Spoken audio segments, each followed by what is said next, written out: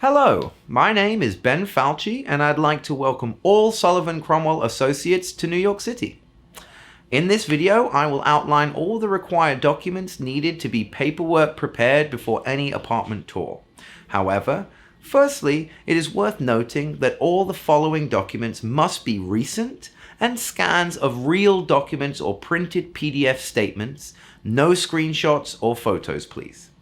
Also, if you're coming from overseas, the process will be a little different for you, so please mention this to me when we make contact and I can walk you through the differences. The first document is your letter of employment. This must show your salary and start date and be on company letterhead. Next is your tax return. Most landlords typically only need the front 2 pages of your 1040 return and the corresponding year's W-2.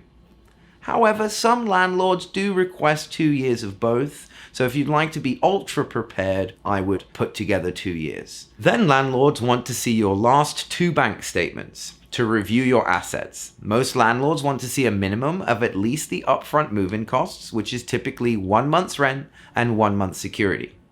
Any additional assets are always worth showing.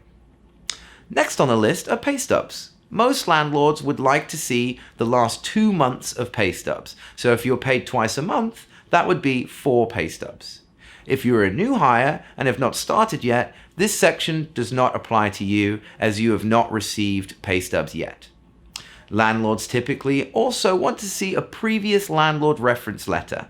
If you had a previous landlord, you would reach out and ask in the case of a larger managed building. In the case of an individually owned unit, I find using a generic template from Google and filling the info in yourself, and then having the landlord sign is probably the path of least resistance. If you were living at halls of residence, then a student transcript and proof of payment of the last 6 months of student accommodation will suffice.